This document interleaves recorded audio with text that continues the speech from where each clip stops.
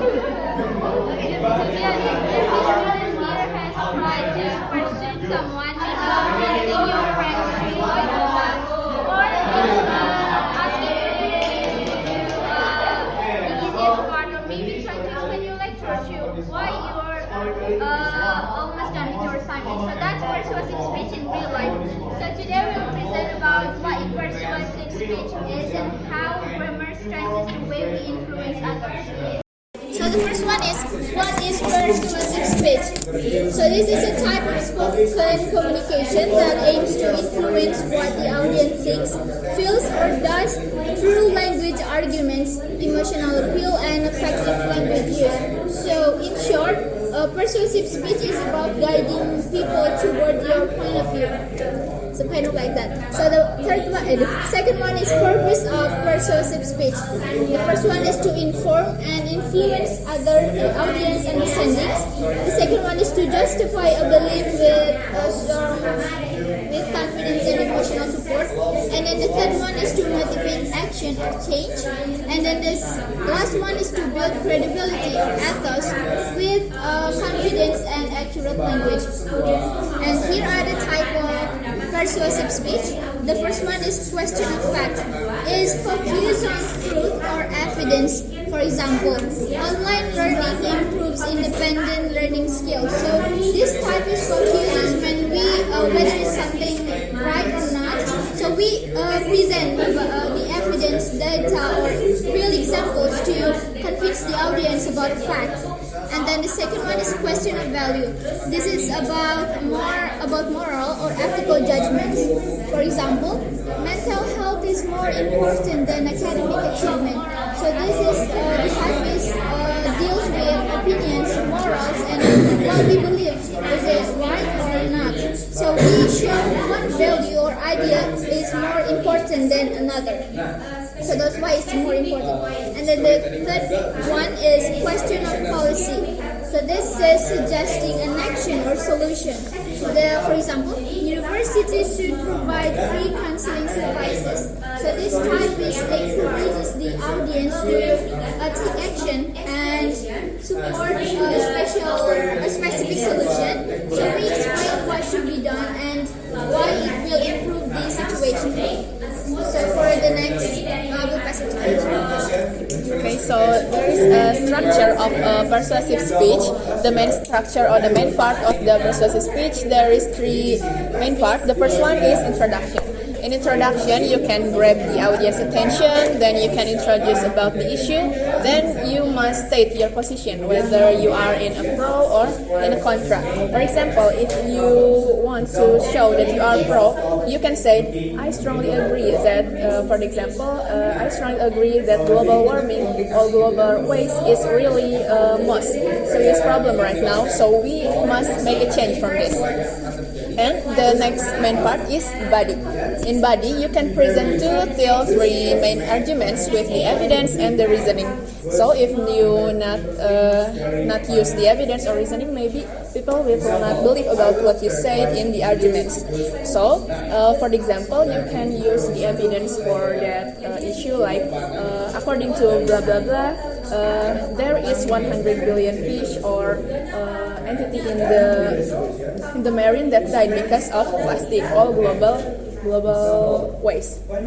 And you can make your speech more belief for the statement, for your arguments too. Then for the last main part is the conclusion. In conclusion, you must restate your stance and summarize your key ideas and end with a strong call to action. For example, you can add a strong call to an action like, so we must do the action. For example, we must reduce our plastic waste, we must use less plastic, like that. And about the key grammar features. So the key grammar features for the first one is modal verbs or modality.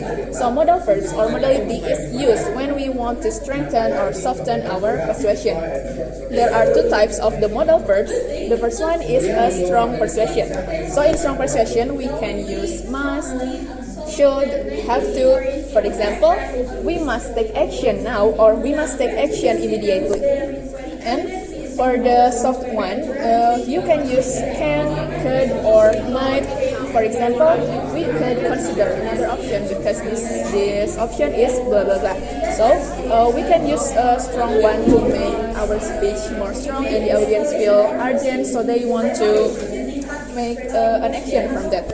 And after that, there is clause structure. In clause structure, there are three types of the clause structure. The first one is short clauses.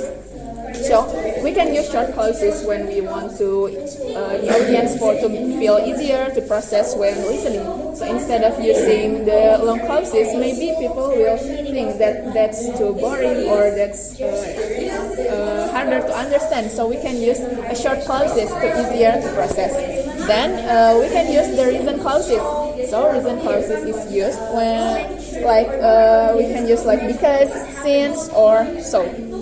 For example, we can use since we have a problem like this, we can do another issue, another problem, another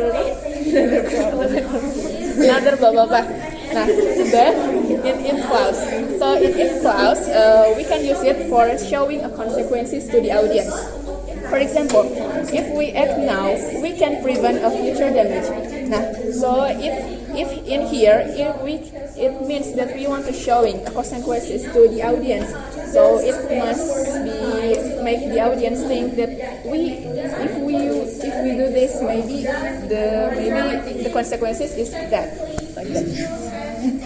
And the next for K grammar features is discourse markers.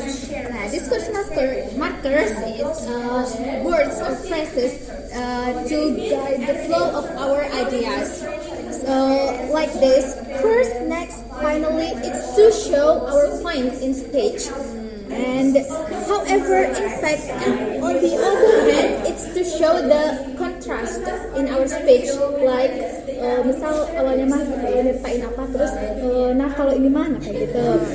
And the next is therefore and that's why, it's to conclude, untuk merangkumkan gitu in our speech.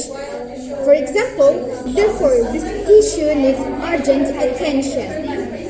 Lalu ada hedging and boosting. Now, hedging and boosting is to adjust the strength of the claim of our statement.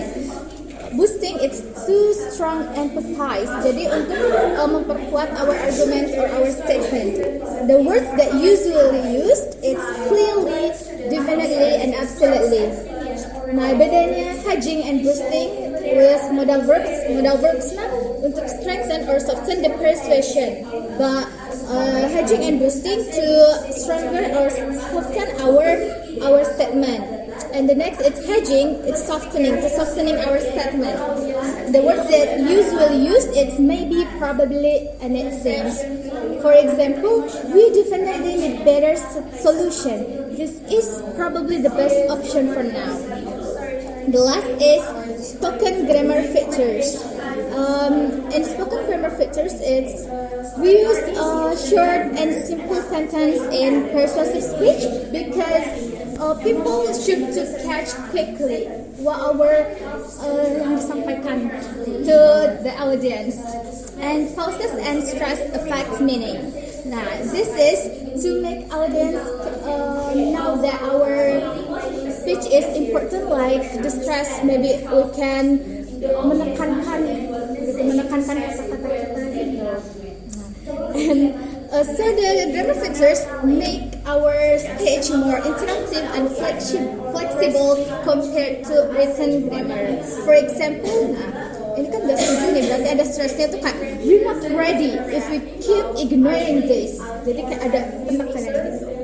Nah, jadi so key grammar features to make the persuasive speech more interactive, more engaged, and more easier to audience. That's all. Maybe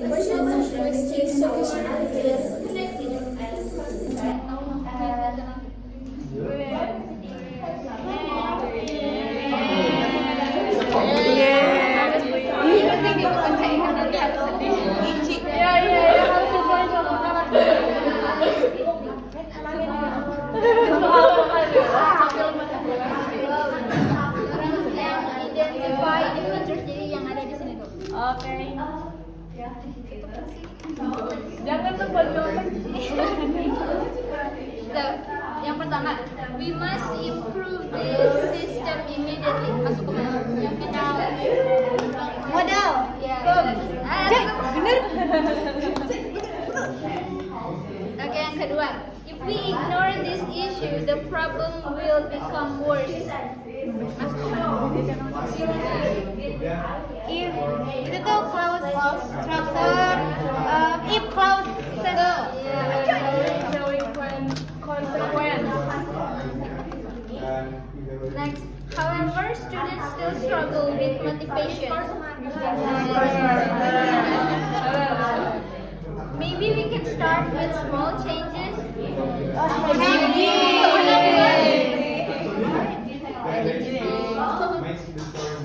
This is absolutely the best choice for us. discourse.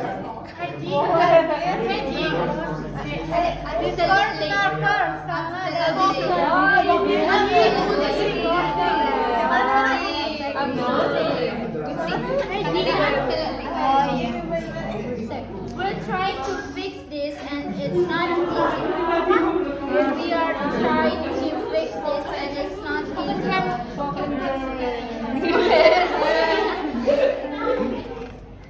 Because students face high pressure, they need better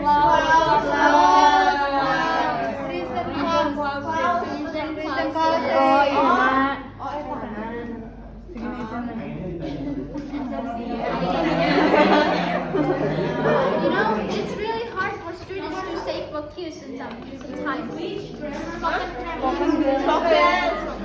Karena ada nadanya.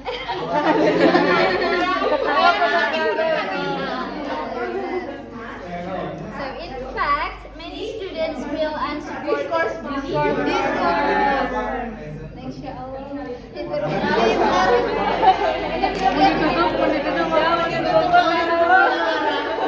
True or false?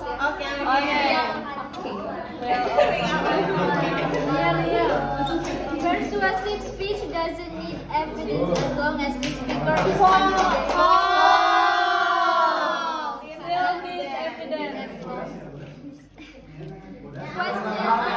Question and fact focuses on truth, evidence, and whether something is real or not.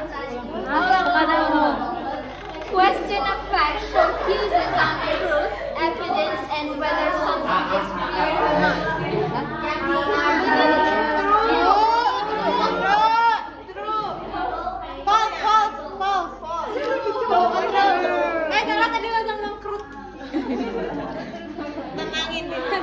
Persuasive speech is often used modal verbs like should, must, or could.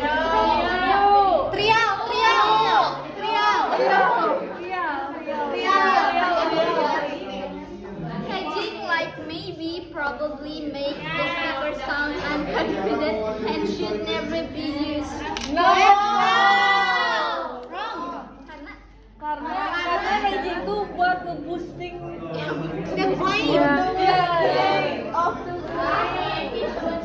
claim. The introduction of a persuasive speech should be boring but informative. The introduction of a persuasive speech should be boring but Have to grab attention. Minute aku.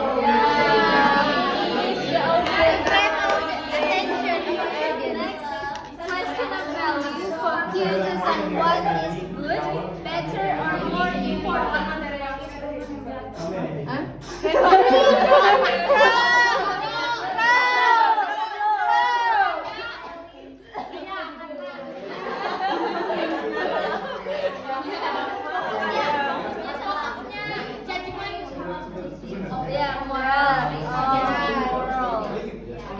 Discourse markers justru bikin lebih jelas.